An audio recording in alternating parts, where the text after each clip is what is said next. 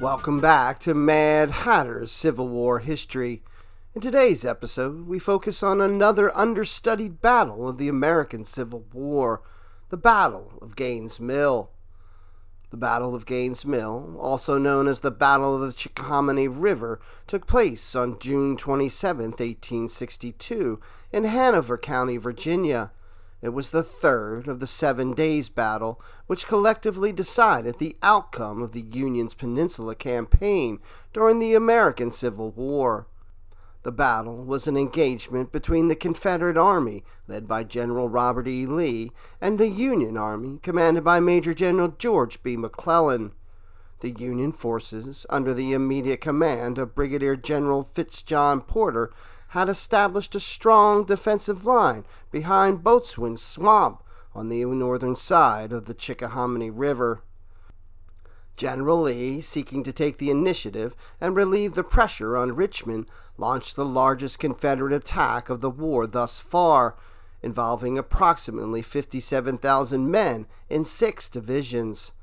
The initial Confederate assault, led by Major Generals A.P. Hill and Richard S. Ewell, were disjointed and suffered heavy casualties. The arrival of Major General Stonewall Jackson's command was delayed, preventing the full concentration of Confederate forces before Porter received reinforcements from the 6th Corps. Despite the disorganized attacks, the Confederates mounted a coordinated assault at dusk, which ultimately broke Porter's line and forced the Union troops to retreat across the Chickahominy River during the night. The Confederate victory at Gaines' Mill saved Richmond for the Confederacy in 1862 and convinced General McClellan to abandon his advance on the Confederate capital and began a retreat to the James River.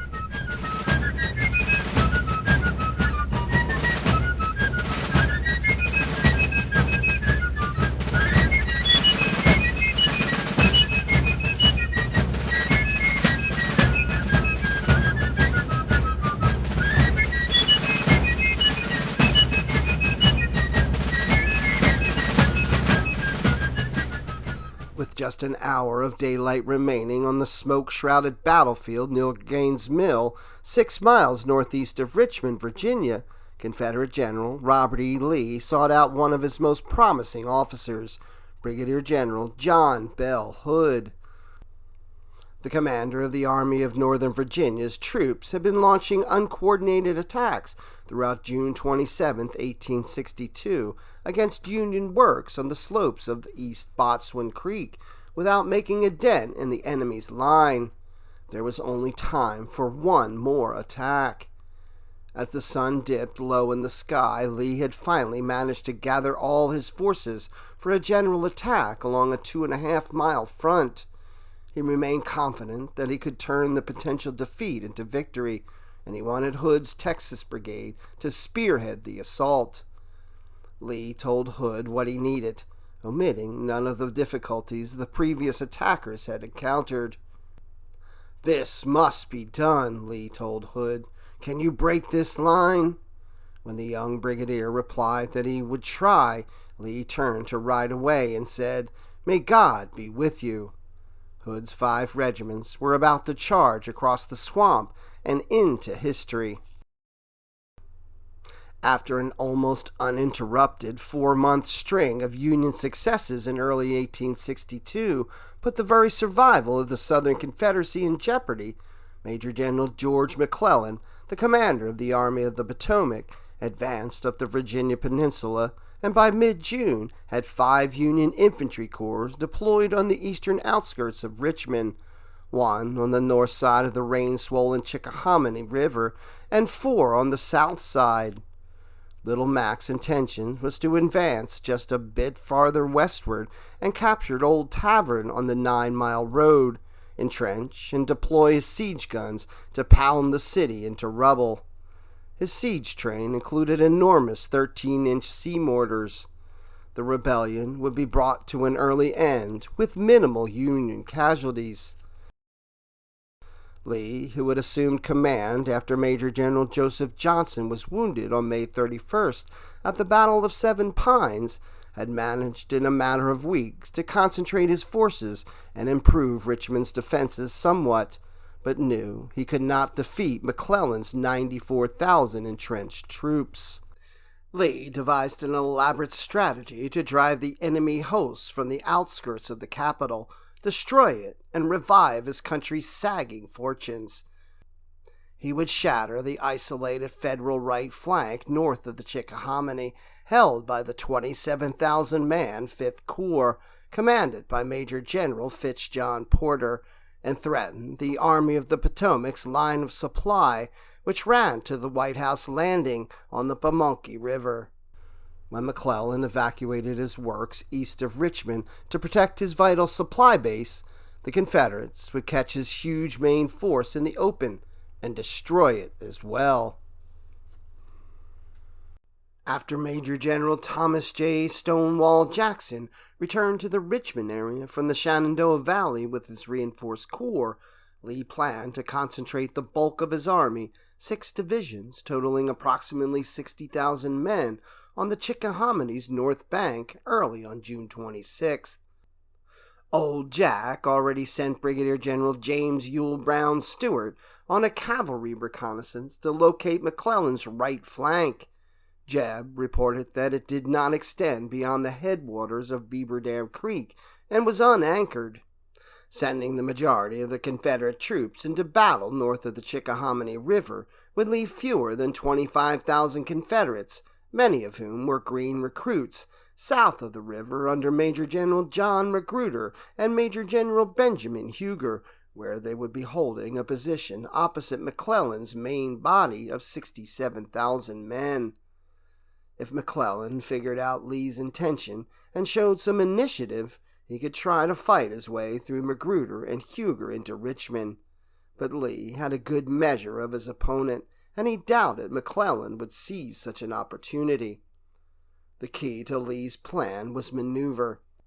When Jackson arrived in the area on the morning of June 26th, he would link up with one of Major General Ambrose Powell Hill's advance brigades, in which their 2 columns would march southeasterly onto and around the reported enemy flank near the northern end of Beaver Dam Creek. While this was underway, Stewart's 2,000 troopers would cover Jackson's left. Meanwhile, A.P. Hill would lead his other 5 brigades across the Chickahominy at Meadow Bridge, drive eastward, and clear Mechanicsville of enemy forces, allowing the divisions of Major General James Longstreet and Daniel Harvey Hill to cross the river and fall in behind the surging Confederate tide. With vast gray columns advancing on his front, flank, and rear echelon, Lee believed the outnumbered Porter would have to abandon his position to avoid encirclement and annihilation. It was a classic Napoleonic tactic. With success of Lee's strategy depending entirely on Jackson's timely arrival, the June 26th attack immediately went awry. Jackson, feverishly ill and exhausted from his spring 1862 Valley campaign, did not get his column onto the road until 8 a.m., 6 hours behind schedule. Destroyed bridges, muddy roads, and enemy skirmishes impeded his column's march, and when supply wagons failed to keep up, hundreds of stragglers left the column in search of food and fresh water. When the Confederate vanguard reached Pole Green Church near Hunley's Corner at 5 p.m., Jackson could clearly hear the sounds of pitched battle 3 miles to the south. With his forces strung out behind him along 2 roads, and believing he had obeyed Lee's orders to the letter, Jackson put his men into bivouac without notifying Lee or anyone else of his arrival, a confounding lapse by one of the South's most aggressive commanders. As it turned out, Lee had based Jackson's arrival on a faulty map that placed Hunley's Corner near the headwaters of Beaver Dam Creek, when it was actually 3 miles farther north.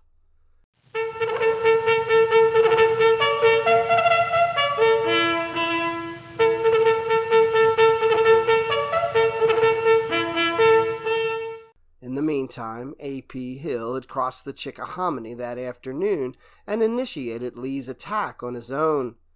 He cleared Mechanicsville and pursued the retreating Federals toward Beaver Dam Creek. When he learned A.P. Hill had advanced without Jackson, Lee saw no option but to continue the assault. Neglecting to concentrate his division's 9 artillery batteries to contest the enemy's guns, Little Powell led half his division eastward into battle. The result was a bloody, costly repulse. With 3 brigades stalled in the Union front, Lee unwisely sent 2 more to test the enemy's left near Ellerson's Mill. This attack was also repulsed with devastating losses. In the first clash of the 7 Days Battle, which was Lee's offensive to drive McClellan from Richmond, the Army of Northern Virginia had suffered a major defeat. Despite numerous deficiencies exhibited by the Confederate Army, Lee's offensive strategy was working. Jackson's arrival northeast of Richmond had rendered the Federal position north of the river untenable. Unknown to Lee, McClellan had already decided to abandon his vulnerable base at White House Landing in favor of one located south of the Chickahominy. As reports of Jackson's arrival came in on the night of June 26th, McClellan knew he had to act or Porter's corps would be swallowed whole. Ruling out offensive action on either side of the river, much to the chagrin of subordinates who urged him to exploit Porter's victory, and imagining overwhelming force wherever he looked, McClellan opted to abandon his offensive and retreat, not back down the Virginia Peninsula the way he had come, but due south to the nearest haven, the James River. McClellan termed his retreat a change of base that would save his army. Porter was told to fall back to a new defensive position near Gaines' Mill that would cover the river crossing and hold the Confederates at bay. Although McClellan was already defeated, his army still had plenty of fight left in it. At 3 a.m. on June 27th, Brigadier General George McCall, whose 3 infantry brigades had fought and won the Battle of Mechanicsville, got the order to withdraw from the Beaver Dam Creek line. Rear guard, supported by artillery, screened the movement, holding the creek crossings until after sunrise, when rebel skirmishers advanced as soon as it was light enough to see. Except for 2 companies of the 13th Pennsylvania who did not get the order and were captured, all of the Union men and guns made good the 3-mile withdrawal to a new position beyond Botswan Creek, which was also referred to as a swamp. After shifting brigades so fresh troops could attack at dawn, Lee arrived in Mechanicsville, determined to achieve everything on June 27th that was not accomplished on June 26th. When it became obvious that the enemy was falling back, Lee had A.P. Hill push across Beaver Dam Creek. The Confederate commander urged Magruder and Huger to hold the Richmond works at the point of the bayonet if necessary. One of Lee's first moves that morning was to send an aide to guide Jackson south from Hunley's Corner to join the main Confederate body. Lee met Jackson and A.P. Hill at 10 a.m. and explained his plan to envelop the enemy. Jackson would march northwestward on Cold Harbor Road across the headwaters of the Powhite Creek to Old Cold Harbor, where he would be joined by D.H. Hill. Hill was already in motion, conducting his own wider turning movement on the Old Church Road farther north. When joined, D.H. Hill and Jackson would command 14 of the Army's 26 infantry brigades. On the Confederate right, Longstreet would move his division down the River Road along the bluffs overlooking the Chickahominy River in support of A.P. Hill's advance in the center toward Powhite Creek and Gaines' Mill. Unlike the previous day, Hill had orders to attack the Federals wherever he found them. He put Brigadier General Maxcy Gregg's brigade of well-rested South Carolinians, which had been held in reserve the previous day, at the front of his division. By mid-morning, Porter had his reinforced corps on the plateau behind Botswan Creek, which enclosed a horseshoe-shaped position of natural strength. The oval-shaped plateau was about 2 miles wide and a mile deep, with its long outer side facing north. The Watt, McGahey, and Adams families each had homes on the plateau, and the cleared land around these structures furnished superb fields of fire for defenders. The highest elevation was known locally as Turkey Hill, though the day's battle would take its name from a site a mile away, the home and grist mill of Dr. William Gaines.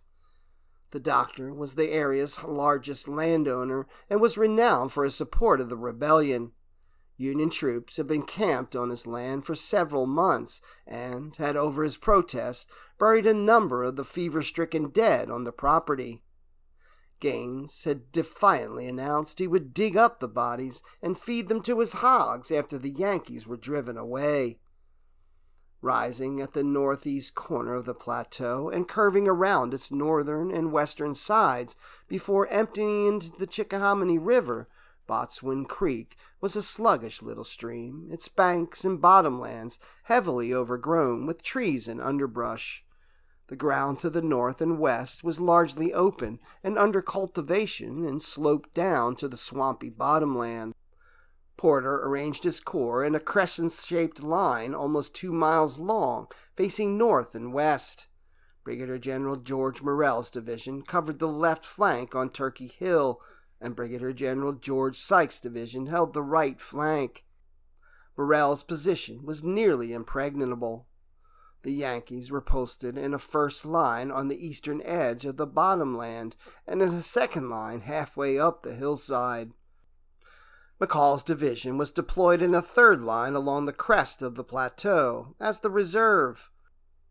2 companies of Colonel Hiram Burnham's U.S. sharpshooters were deployed in the first line. The infantrymen in all 3 lines sheltered behind hurriedly fashioned earthworks of logs, fence rails, and dirt.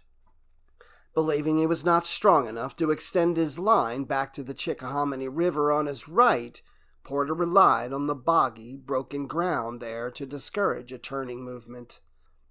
Porter had 96 guns with which to support his infantry. The guns were positioned along the third line of works or in reserve on the plateau. Adding additional firepower were 3 batteries of long-range guns on the south bank of the Chickahominy, where they could assist Morrell's division. Brigadier General Philip St. George Cook's 5 cavalry companies were posted on the far left, covering the ground between Morrell's division and the river. As A.P. Hill's troops advanced toward the enemy picket lines beyond Powhite Creek, the day's first contact took place 3 miles away, entirely unknown to Lee. After D.H. Hill's troops arrived at Old Cold Harbor well ahead of Jackson. Old Cold Harbor was a nondescript crossroads hamlet. Another small village, New Cold Harbor, was situated 1.5 miles to the west. When D.H. Hill pushed 2 brigades down the road toward the Chickahominy River from Old Cold Harbor, his skirmishers were hit by sharp musket fire from behind a stream to their front and artillery fire from the slope beyond. An Alabama battery hurried forward to suppress this fire, was bombarded so severely by rifled guns from the high ground to the east, which was manned by the U.S. regulars from Sykes' division, that it was quickly withdrawn.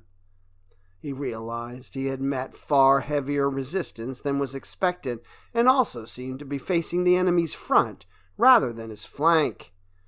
The stream behind which the Union infantry sheltered was not shown on Hill's map, and therefore he wisely decided to await Jackson's arrival. This action took place a little after noon, but Lee learned nothing of it or the enemy's position. Normally, the sound of artillery fire at that distance would be heard, but on that hot and sultry day there were so-called acoustic shadows. These heavy pockets of dense, moist air scattered across the field frequently muffled the sounds of battle. In their first action of the war, Gregg and his men pushed down Telegraph Road and reached Powhite Creek at Gaines' Mill around noon. Told to expect a fight there, Gregg's troops met only desultory fire and continued on across the creek to New Cold Harbor, moving on the run down a slope toward a wooded area that bordered yet another swampy body of water. The Battle of Gaines' Mill erupted in earnest at about 2:30 p.m. From across the swamp came withering musket fire, joined by shell and solid shot from Union guns on the high ground that halted Gregg's men and drove them back in confusion.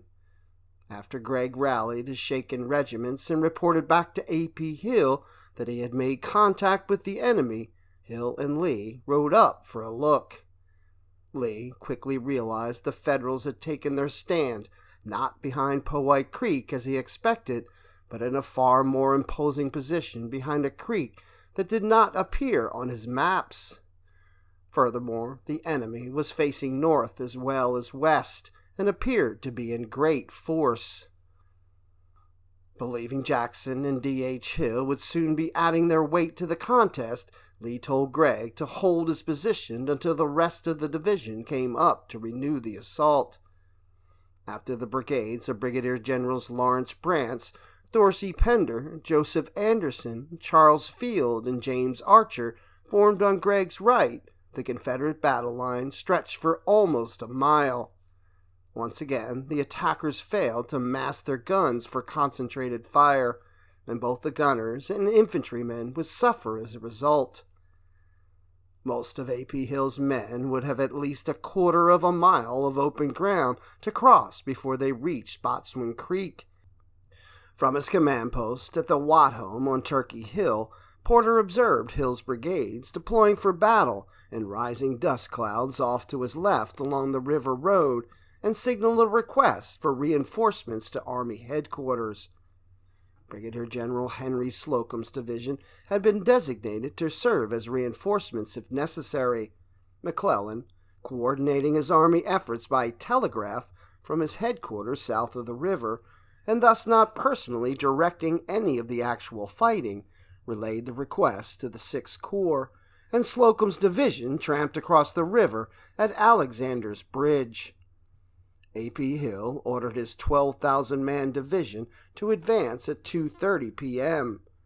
Brigadier General George Morrell's division numbered 1,000 fewer men than A.P. Hill's, but with a part of Sykes' division also engaged, the defenders there had a small advantage in number. They also held a considerable advantage in artillery.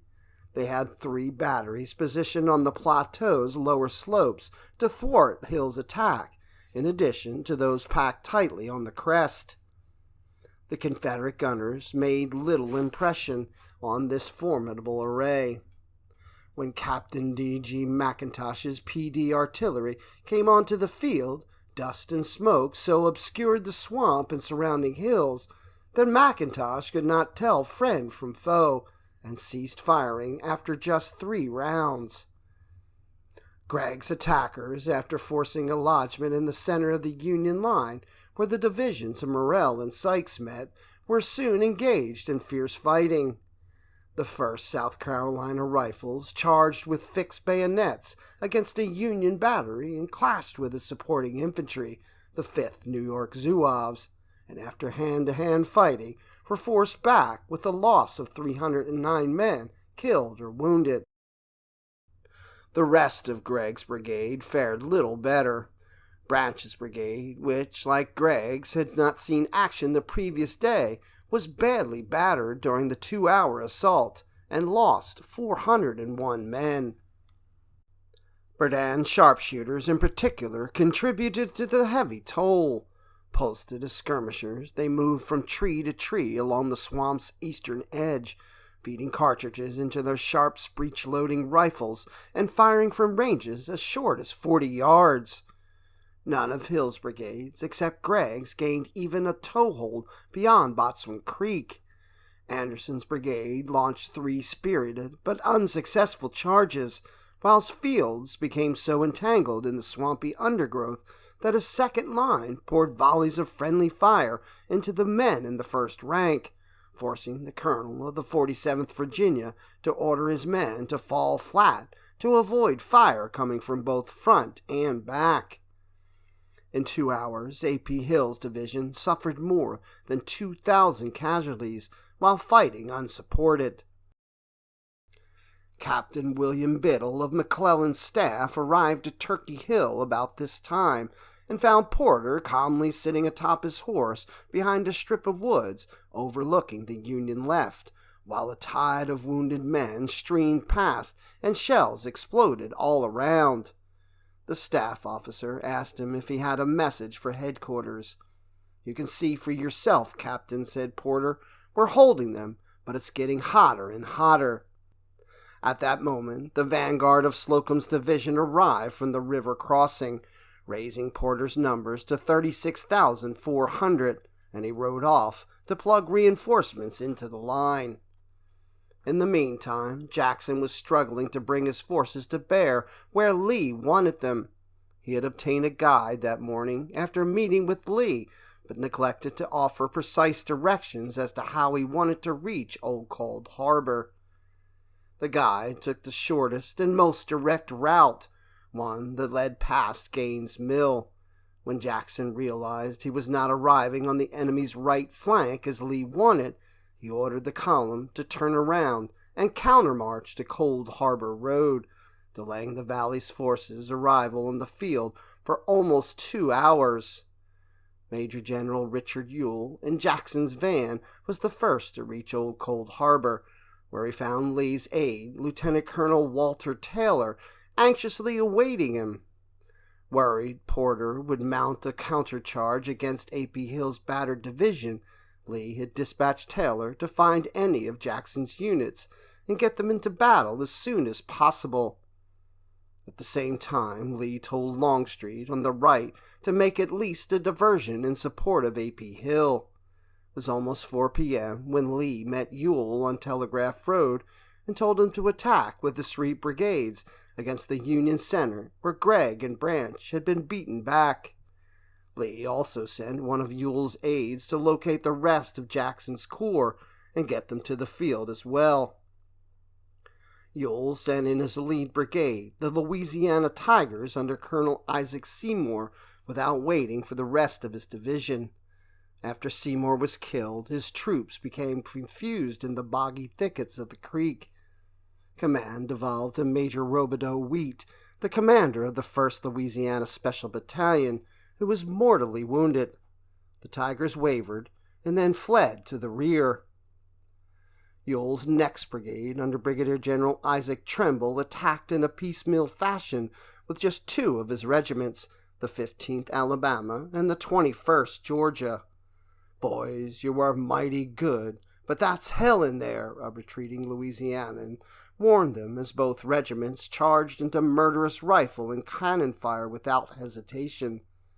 Neither was able to advance beyond the western edge of the bottomland. The Union lines held against these repeated attacks, but it took a toll. Since their midday skirmish near Gaines' Mill, the Irishmen of the 9th Massachusetts had repulsed consecutive attacks by Branch, Pender, and Tremble, and were out of ammunition. The nearby 5th New York Zouaves, after losing a third of their number in a succession of charges and countercharges, was sent to the rear for rest and resupply. As Porter moved units from McCall's reserve into the hardest-hit parts of his line, the 9th Pennsylvania advanced with fixed bayonets to relieve the 9th Massachusetts. We chased them across the field into some woods, but then they got reinforcements, and we had to fall back, wrote Corporal Adam Bright.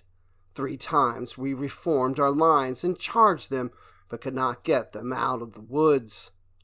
More of Slocum's troops were arriving at this point, inserted like McCall's into the lines where they were needed the most. Confederate President Jefferson Davis and his entourage were observing the fighting from high ground 1 mile behind the front, but could see little of the fighting in the tangled bottomland. On the extreme Confederate right, Longstreet ordered Brigadier General George Pickett's 2,000-man brigade to attack the Union position behind Boatswain Creek to assist A.P. Hill's hard-pressed division. The Virginians marched downhill and disappeared into the thickets near the water's edge. Concentrated artillery fire from the crest of Turkey Hill and the south bank of the Chickahominy pummeled the Virginians. Longstreet learned from Walking Wounded of the attack's failure. Old Pete, realizing that it would take the entire army attacking in concert to dislodge the enemy from the hill.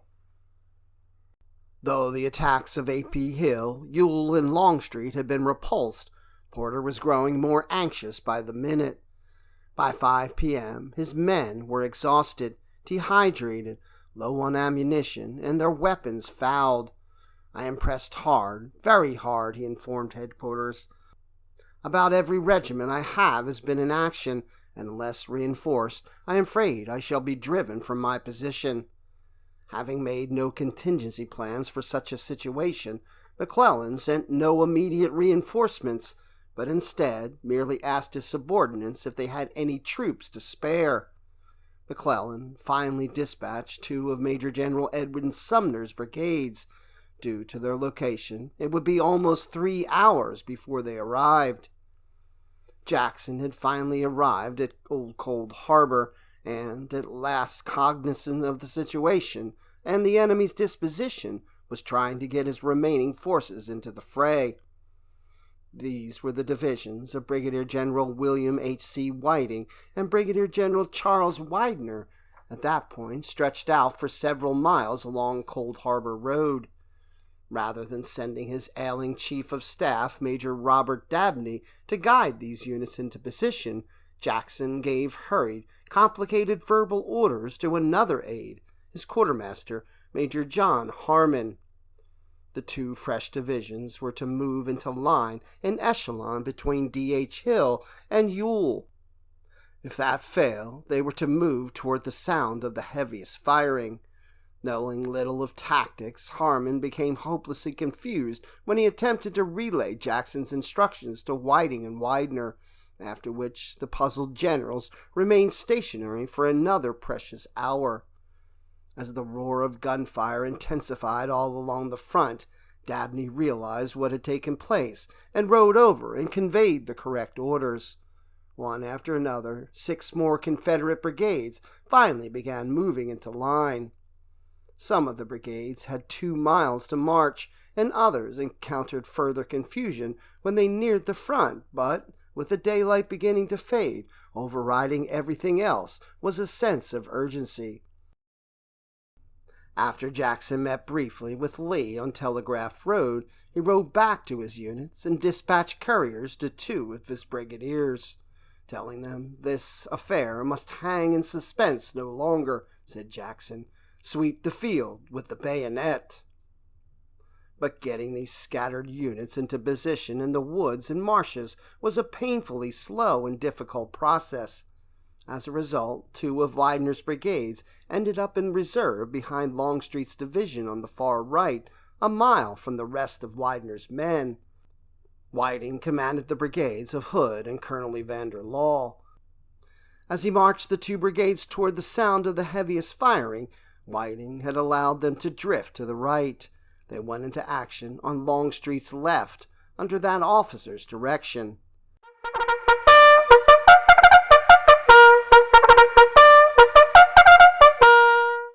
It was almost 7 p.m., and the setting sun appeared a dull red to the soldiers through the haze of smoke and dust. With A.P.L.'s division and part of Ewell's too exhausted for further fighting, and one of Longstreet's brigades allocated to the reserve, Lee deployed 16 brigades, totaling 32,100, into line for the final attack. The battle line stretched in a great arc for 2 miles.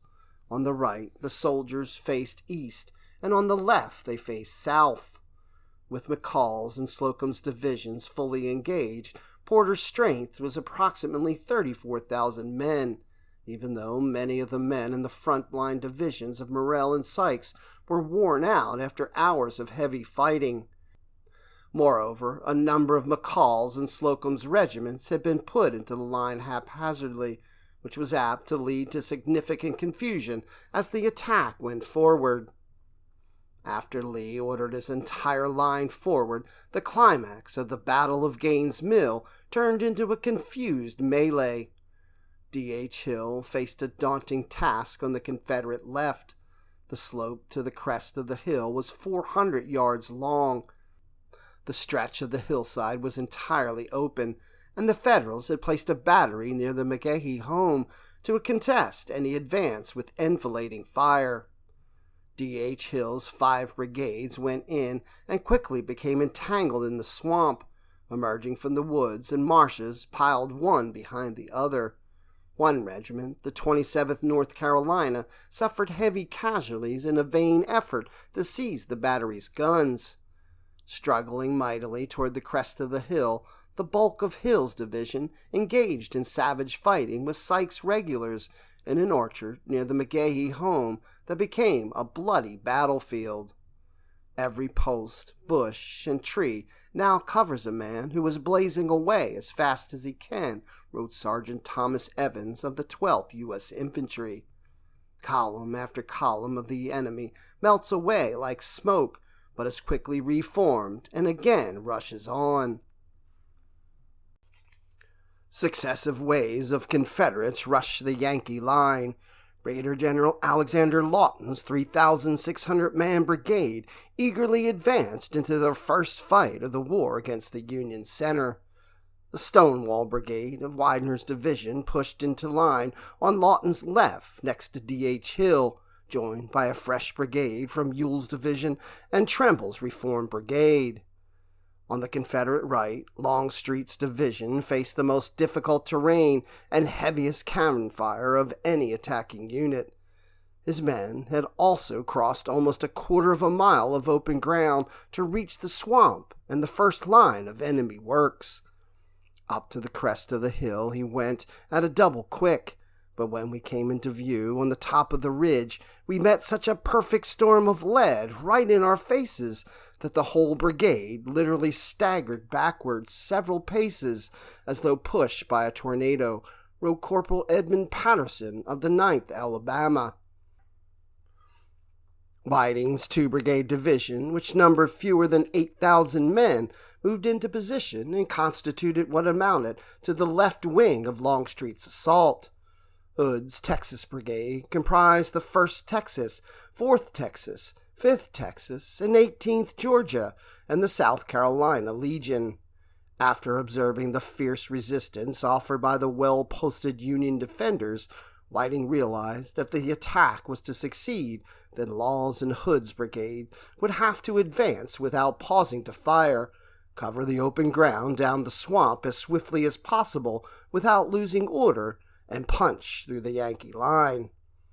As he moved his 5 regiments into line on Law's left, Hood noticed a gap between Law and Longstreet, and therefore split his command, marching the 4th Texas into the gap. For some unknown reason, several companies of the 18th Georgia attached themselves to the 4th Texas as well. Because of these circumstances, Hood would send his brigade forward on both flanks of Law's brigade. Ignoring the jurisdiction of the 4th Texas Colonel John Marshall, Hood assumed personal command of his old regiment. Marshall was killed just minutes into the advance.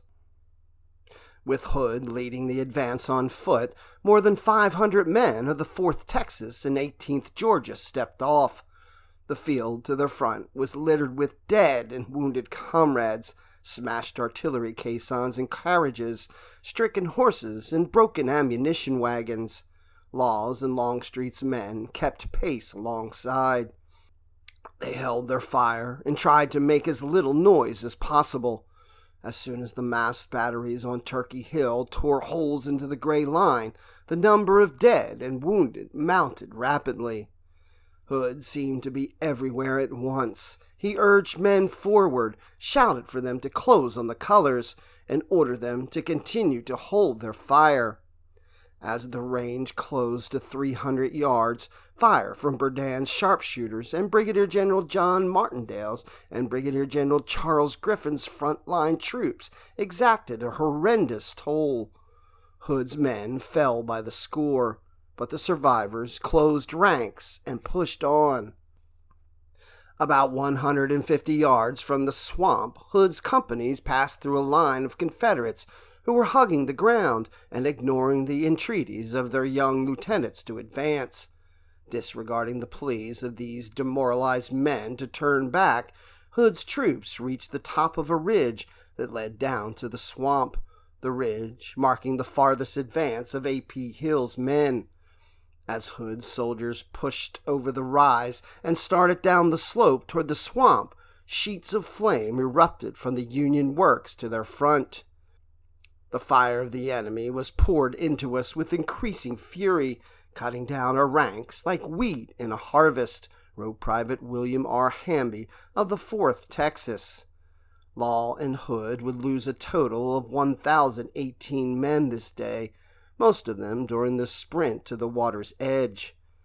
When they were within 100 yards of the swamp, the order went out to fix bayonets, while on the move and advance at the double quick. They finally hit the swamp, and at a point-blank range from the first line of Federals, raised the rebel yell. Concurrently, off to the right, a half-mile-long line of Longstreet's troops were crashing into the swamp, traversing the water and scrambling up the slope. Porter's numbers there were at least equal to those of the attackers, with even the best infantrymen able to get off no more than 3 rounds a minute. The exhausted defenders could not fire fast enough to halt the swift advance. The Federals in the first line panicked, turned, and fled, and in their rush to the rear blocked the fire of the troops in the second line, carrying those defenders along with them. As the blue tide surged toward the crest of Turkey Hill, Confederate infantrymen stopped to fire at last. One volley was poured into their backs, and it seemed as if every ball found a victim. So great was the slaughter, wrote a Texan. With a breach finally accomplished in the Federal center, Porter's left and right flanks crumbled as Longstreet and Jackson widened the rupture in both directions. On Jackson's left, Ewell and D.H. Hill outflanked Sykes's regulars, forcing them to fall back. At that point, the battlefield contracted rapidly toward the river crossing. Those Union regiments still under firm control, mostly the regulars, withdrew without panicking, halting to fire occasionally before continuing on. Others fell back in disorder. The rebel objective at that point became the enemy's artillery on the plateau. As the range closed, Yankee gunners switched to canister rounds, but as their infantry supports began leaving the field, the gunners came under merciless fire as well. After capturing 10 guns from the batteries along the crest, the attackers turned their attention to a second line of guns in reserve on the plateau and encountered, to their surprise, a Napoleonic-style cavalry charge. St. Cook had, without orders, led his command up the hill to support the threatened batteries, and, with sabers drawn, 250 men of the 5th Cavalry charged the advancing Confederates. The attack accomplished nothing but the death of 55 troopers. The victorious Confederates captured 9 more guns and 2 entire Federal regiments, which became lost in the hasty retreat that followed the Union collapse. Unfortunately for Lee and his generals, there was too little daylight remaining for another concerted Confederate push. Sykes' troops, maintaining their reputation by retiring in good order, joined with Sumner's 2 brigades, which had just arrived, to cover the retreat, while Porter got the rest of his army and his reserve artillery across the river in the darkness. Gradually, the fire slackened and then died away.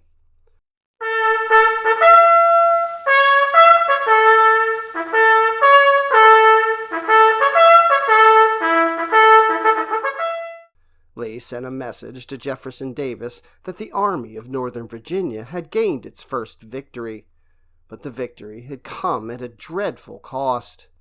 The Army of Northern Virginia suffered 1,483 men killed, 6,402 wounded, and 108 missing. As for the Army of the Potomac, it suffered 894 killed, 314 wounded, and 2,829 captured. The two armies had together put a staggering number of men onto the field, 96,000, including reinforcements, making Gaines' Mill the costliest and largest battle of the Peninsula Campaign. McClellan was fortunate that it was not a great deal worse. Only poor Confederate communications, the stoutness of Sykes' regulars in retreat, the last-minute arrival of two of Sumner's brigades, and darkness saved his command from being driven against the Chickahominy and wiped out before it could cross 4 narrow bridges to safety. Had Jackson attacked when he first arrived, or during A.P. Hill's attack, we would have had an easy victory, comparatively, and would have captured most of Porter's command, wrote Colonel Porter Alexander, the Army of Northern Virginia's chief of ordnance. That night, after a day during which he had allowed more than 60,000 Union soldiers to sit idly by south of the river while Porter's lines were being driven in savage fighting, McClellan announced he would do what he had privately already decided to do: abandon the campaign and seek a new base on the James River. Lee closed his message to Davis: "We sleep on the field, and we shall renew the contest in the morning."